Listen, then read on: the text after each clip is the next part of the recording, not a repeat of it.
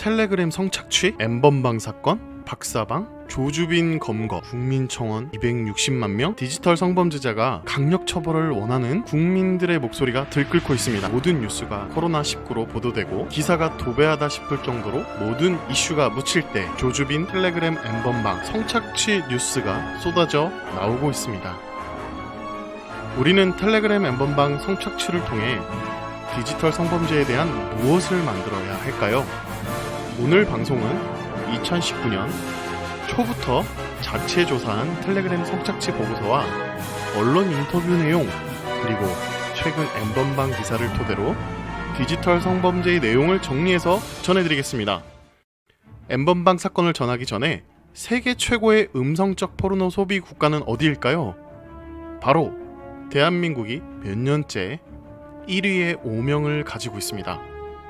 이 IT 강국이라는 말이 무색하게 우리는 그 기술의 힘을 음성적인 SNS와 기술적 결합된 성범죄 문화의 진화, 디지털 성범죄의 민낯인 현실을 가지고 있습니다. 불법 음란물 공유 사이트로 국내에서 유명했던 소라넷이 피해자 모임과 여성단체, 국민적 여론에 의해 수사 촉구로 이어져 국제 공조 수사로 해외 서버가 추적되고 소라넷 사이트와 서버 폐쇄를 이루게 되었습니다.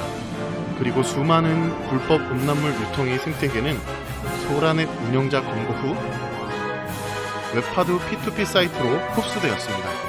꽤 오랫동안 웹하드 기업 회장의 사회적 문제화로 촉발되며 구속이 되면서 불법 음란물에 대한 관심이 생겼습니다.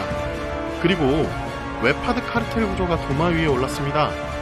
경찰의 대대적인 웹하드 카르텔 수사로 이어졌고 사상 가장 큰 규모의 규제와 검열이 처음으로 불법 음란물 유통시장 웹하드에서 시행되었습니다. 불법 유통 음란물들과 구매 문화는 사라지지 않고 또 다른 플랫폼을 찾아 사라졌습니다.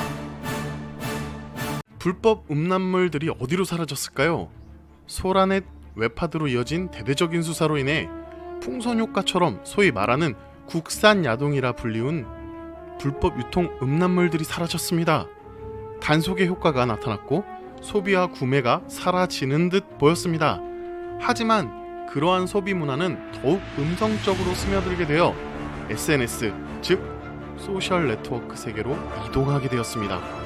저는 2015년부터 트위터, 텀블러라는 SNS에서 링크를 통해 유통되는 불법 음란물 공유를 보게 되었습니다.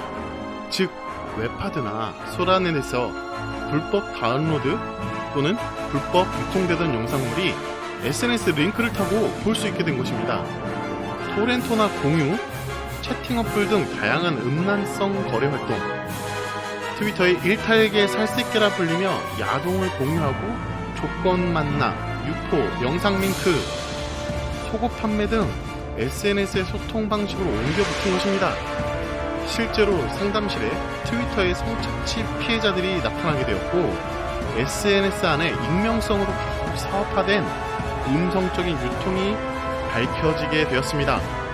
그리고 마침내 트위터와 연동되는 메시지 채팅, 텔레그램으로 많은 이동이 되고 텔레그램이 불법 음란물 유통의 수요를 모두 흡수하게 된 것입니다.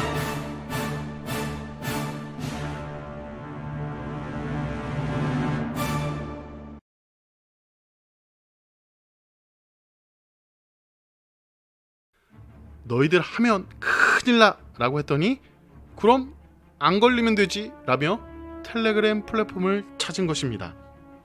왜 텔레그램일까? 왜 도대체 왜 수많은 SNS 중 텔레그램일까?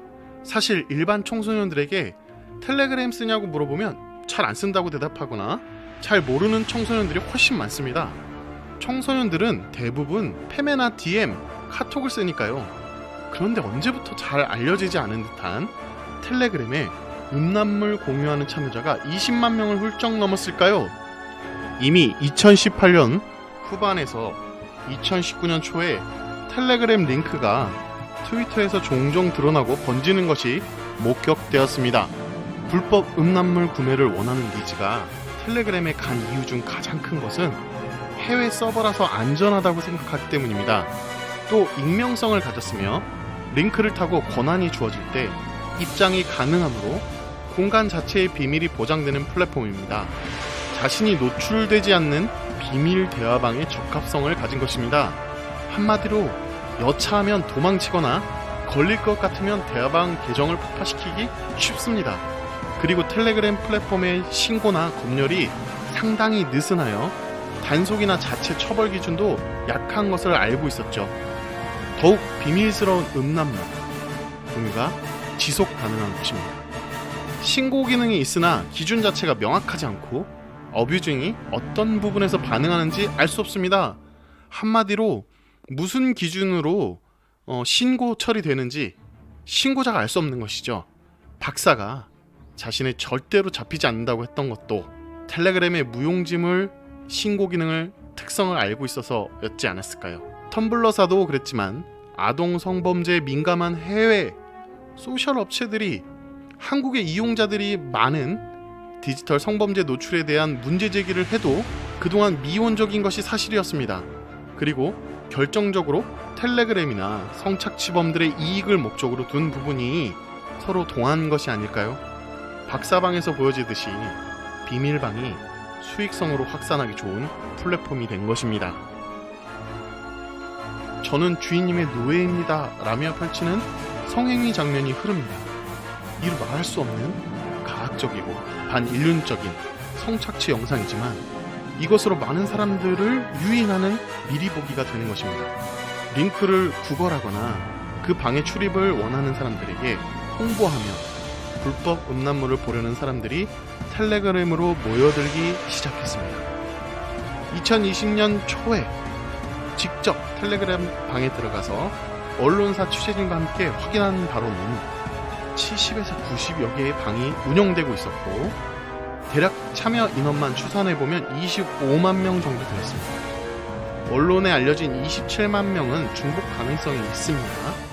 텔레그램에 들어갈 때마다 체감할 수 있는 최고치였으며 언론사와 함께 본격적인 취재를 할 때 많은 미성년자 청소년들을 확인했습니다.